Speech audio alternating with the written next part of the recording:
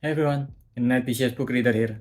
Today I want to talk about It's Not Okay to Feel Blue and Other Lies by Scarlett Curtis. It's Not Okay to Feel Blue is a collection of 74 people on their experience with their mental health. The author, Scarlett Curtis, shared her experience as a teenager. Sam Smith, the singer-songwriter, wrote a poem. There's Claire Stancliffe, the deadlift beyond Italy's football player, telling us her experience with a knee injury. There's Ella Purnell, the actor, talking about her intrusive thoughts. There's Naomi Campbell, the model and actor, just saying a few lines about mental health and then leaving. Matt Haig, the very famous author, start calling us the reader animals. And a lot more entries. The book is an entry of these 74 people talking about their mental health issue, and straight away, I want to have to say that a lot of this feels like they don't know what they want to talk about, and some even feel like they don't want to be there at all. They just left some generalities about the topic and then left as if they just said the deepest, most epic line, dropped their mic, and then left. If the book is a cry for help for these people, I think it will be fine, but the book was meant to help, I think. A lack of effort just seems unhelpful and disingenuous at the very least.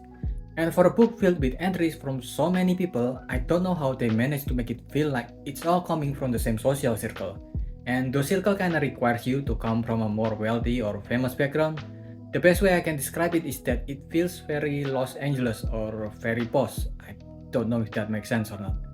Most 74 of them are either singer-songwriter, actor, author, entrepreneur, artist, athlete. There are even people who are described as influencer, but unironically.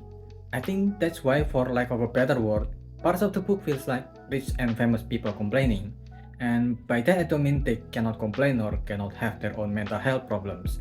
It is a weird thing to make people suffering into a competition. It's a gateway to a downward spiral of 10 versus 11 versus 12 etc.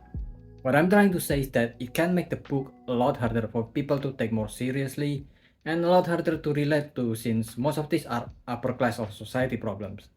And even without that, the book also becomes really repetitive after a while and they kind of blends together. But with that said, I'm not saying that there are nothing good coming from this book, because there are a few entries that I think can actually be helpful for those who needed them. For example, the X-Type author Michelle Elman put into her entry for her way of taking care of her mental health. All 8 of them are good points, but let me just put 4 of them here to save time. 1. We all have mental health. Good mental health takes constant attention and maintenance. If you let your positive habits and routine sleep, your mental health will too. 2. There is no such thing as a negative emotion. From a young age, we are taught that there are negative emotions: anger, sadness, guilt, fear, and shame, and positive one, happiness. But this is not true. All emotions are good and they tell you important information.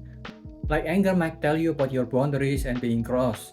The emotion itself is not wrong, but how you express that emotion may be. 4. It is not your fault, but it is your responsibility. You are not to blame for any of the shit things that happened in your life. You did not deserve it. No one deserved it, and there is nothing you could have done differently to prevent it from happening, even if your brain trying to convince you otherwise.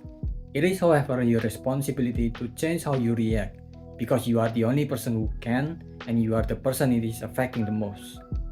6. You have to go through your emotions, not around them. People get told to process their emotion a lot, but are never taught how to do so. Find the place in your body where an emotion sits and get to know it. How big is it? Does it feel warm? Does it feel heavy? Does it have a shape or does it have foggy edges? The longer you feel it, the more you will notice it warps and change shape. It may even get more painful, but if you feel it long enough, it will eventually disappear. Every time you do this, you will realize your emotions aren't as scary as you thought, and if you can last that pain, then you can do it next time too. And there are other entries like the one from Byron Gordon, a journalist, telling her experience with her obsessive-compulsive disorder, how it got worse because she used to believe in the winter theory, that it is caused by bad weather, and how accepting that it's not just because of bad weather actually helped her curb it and help her accept that it is a part of who she is, and that is how she got slightly ever better. And there are even entries in here that brings problems that are bigger than themselves, more than halfway into the book, and maybe some of the best entries in the book. And the best thing about this book is that I think it's not these entries, but it's because part of the sale of the book go to short crisis support, and no matter what percentage goes to the charity, I don't see the need to diminish good deeds as other than good deeds.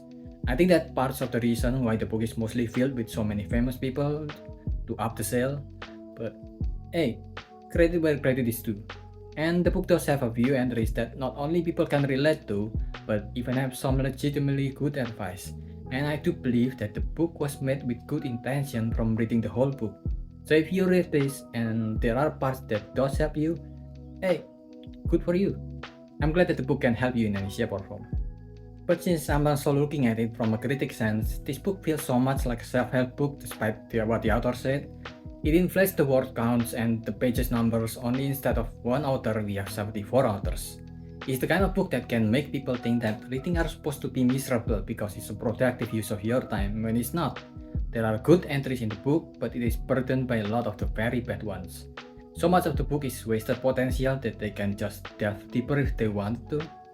In the book, one entry briefly grieves about how we fetishize IQ over EQ, but without mentioning that IQ is almost useless outside of the score you get for IQ tests. It does not measure your intelligence at anything outside of the test, especially once you know the trick of how to score higher, since there's mostly just memorization and you can just retake the stupid test again. Another entry brings out Myers-Briggs personality test without any mention of how bad that test is even compared to IQ tests. While I know that's not directly related to mental health, a lot of the entries have that sameness in that they did not go into any topic that deeply. You add this with how the book consists of entries from so many people, it cannot help but feel quantity over quality. The story doesn't feel personal enough to capture mental health and the psychology of the people who are telling the story. While you can say that there is a benefit from that because none of the stories feel personal enough, it does become easier to read since they never become too heavy to consume. There are dark stories, but it never goes so far as to become heavy. And that's just the thing, isn't it? There's no weight to most of these stories. They're kind of forgettable. So forgettable that there's almost no point in reading this when there are so many other good books that offer the same help but so much better. For example, Janet McCurdy's I'm Glad My Mom Dead that come from the same actor background as a lot of some of the entries, but it's a much more personal story that tells how her mother basically put her into child labor and torture to become a child star, and how she learned how to cope with her pain, learn how to forgive her mother, and learn how to forgive herself so she can move on. It's a painful story that is beautifully written, and the writing changed from the perspective of a child to an adult as she grew up in the story, and it's probably the best book of its kind. Then there's Carmen Macato in The Dream House, where she's talking about her experience in an abusive relationship, how she cannot talk about it since she's a queer lesbian and the news might be used to attack the community that already has so much hate to them, and how it is eating her from the inside and outside, and how she moved on from it. Then there's Michael Saunders crying in the H Mart, talking about her experience as a second-generation Korean immigrant in the state and her experience with her mother as she grew up further apart, and then her mother got cancer. All three books that I've reviewed, I think these books are much better written and there are more things you can learn from them if you want to read people's experience with their mental health. To be fair for this book, I think the author wanted to help inform people how large of a spectrum mental health is, because people's understanding on mental health is so much more limited compared to the physical health since our study on it just barely got started. So if even for physical health, for example, there are still people that are not aware that allergy is a spectrum with different level of symptoms. Imagine how lacking most people's understanding of mental health are, which I think the author managed to do at some level. But the way the book is done, I don't think did the topic enough justice. It's not that there's too much of a good thing, there's just too much. I mean, look at the site where I usually score my read. The list of collaborators feels like a parody. In the blurb you have Ed Sheeran saying that the book is a great book, however you're feeling, it will help. And I don't agree with that. This book is more of a shallow book with no depth in most of the writing. You have chance of finding some help in one of the 74 entry, but you have to be willing to go through the unhelpful rides to find it. I give this book a 2.25. What do you think? Are you gonna read it? Did I miss anything? Leave your thoughts in the comment below and subscribe to the channel. That's about it.